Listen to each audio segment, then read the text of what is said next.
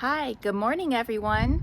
Today we will be planting the pink Mink Clematis, and it is a nice and bright morning here today. So I have an umbrella behind me. It's a 78 degrees today and 90% humidity. So nice, bright, and shiny and warm, and again very humid, so it'll be a little hot, but we're gonna get it done. So there'll definitely be some sweat equity involved here, but we'll get that done. So quickly before we do that, I wanted to show you a couple other clematis I have here in my yard. I just put them in the spring, but I have one that's blooming that's really pretty. So I wanted to show you what it looks like. Again, it's newly planted, so there aren't a ton of blooms, but I wanted to show you what it looks like and kind of point out a little difference of this one to what the pink mink will be. So let me take you to that spot in my yard before we start planting the pink mink. Okay, so here we are now, and I'm pretty sure this one is called Horn of Plenty Clematis. So it's really pretty, and this one just started blooming today. And so let me show you the tag on the screen. So here it is, Horn of Plenty, and it flowers 8 to 10 inches, and it's supposed to bloom June through September. And then it's full sun to bright shade. And then on this one, I wanted to point out I do have it paired on this trellis with a David Austin rose. And I just planted both of these this spring. So this rose is not blooming right now, as you can see. So, so again, these were both just newly planted. And then on this trellis, this one gets less sun, so you can see it greatly affects the bloom size. So this one started blooming yesterday, so it doesn't look quite as good. And this one is called Vagabond, I believe. So I'm just gonna quickly step back so you can see how it's growing up the trellis. And it is also paired with a David Austin rose. And this David Austin rose is not growing as well. Sorry for the movement there, but it's not growing as well because it's in much more shade. So I'm not sure if I'm gonna keep it there or not, just because it gets a lot of shade, but we'll see if it does better next year. But again, all of this was just planted this past spring. But let me just quickly show you the tag for this other clematis. So it's the Vagabond. This one flowers 5 to 7 inches, and it blooms from May to October. And then I also have that same clematis on this trellis, but it's paired with the David Austin rose Gertrude Jekyll, which you could see blooming right there. So all 3 of these trellises were just planted this past spring. And apologies, it's really difficult to see them very well right now with the sun and shade going on. But I just wanted to give you a quick view of what I was going for right there. All right, so that's what it looks like there. But let me take you to the current project. Okay, now back to the current project. So it's a little more difficult to film because of the pool is right there. So of course I don't want to fall into the pool while filming. So it took me a little while to decide how I wanted to plant these pink mink clematis. So those two trellis in the back, I was in between deciding if I wanted to use the two trellises or if I just wanted to use wires and string them across the two poles in the back, but I decided to go with the two trellises.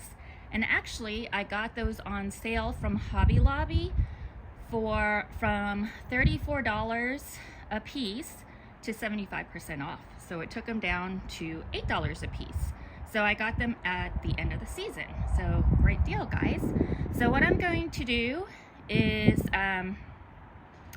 use those two trellises in between that one panel of fence and then plant a clematis at the bottom of each trellis, and then start growing the clematis across and up each trellis. So then I'll have vertical height going up that fence panel. So that's where I'll get my vertical height. And then you see that I have on the left side, that's a double play spirea, and I want to get one for the right side. Unfortunately, those are not at the stores right now, and so I can't get one to plant on the right side. So right now I have a Sprinter boxwood on the right, so I plan to take that out and put another matching spirea to the right, so that it will have two spireas and then the clematis going all the way up the trellis. So that is the plan for that one fence panel. So I think it'll look really, really nice. So that's the plan for that. And the reason why I want to do that is because when the kids swim, they like to go there and jump from that point. So originally I had roses there, but the problem with that is, you know, the kids would sometimes brush up against it, and I would always get worried that they'd get pricked with the thorns. So it was just not a good combination. So now I will have vertical height, and the clematises will be protected at the bottom from the spirea, so then it'll be a great combination. So what I mean by that is the feet of clematis need shade. So for them to grow really well, they like to be planted really deep so that their feet have shade, and then the top of them like lots and lots of sun. So that's your goal when planting them, and then they will be really happy campers. Also with clematis, you want to make sure they get lots of fertilizer so that they will bloom and be happy. So again, key tips: plant them deep, and then make sure the feet get shade, and then fertilize them, and they will give you big happy blooms. So let me plant them, and then I will show you the end result.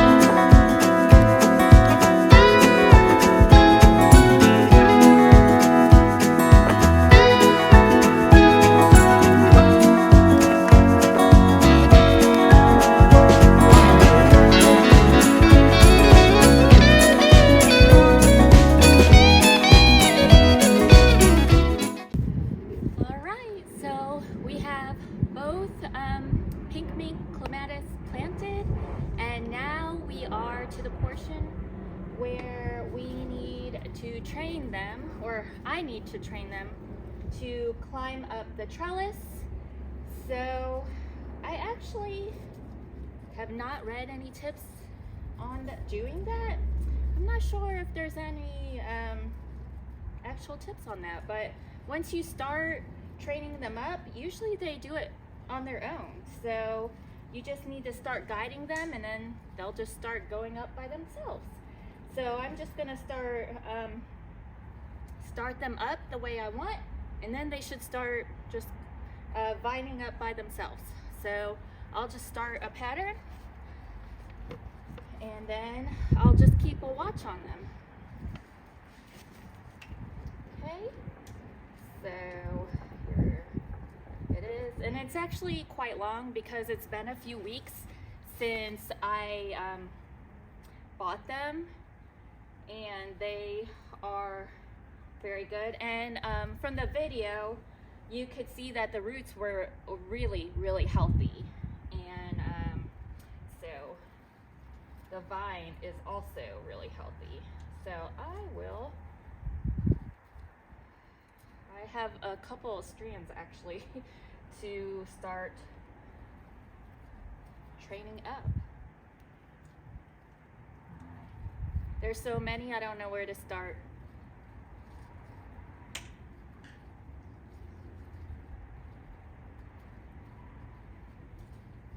Okay, oh no, I made one come off. Oh, that's so sad. Okay. All right, so lesson number 1, don't pull too hard.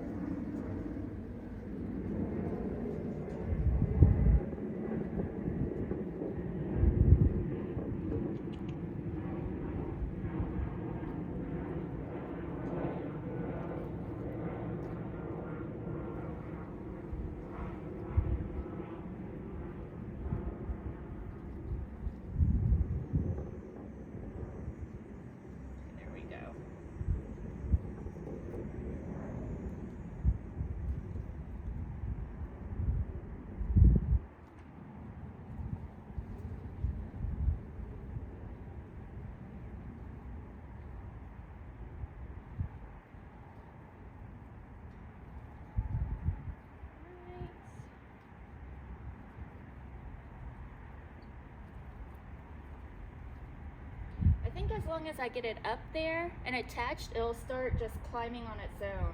It'll just attach onto the trellis and start going up. At least that's what happened with my other clematis over there, the ones I showed you in the beginning of the video.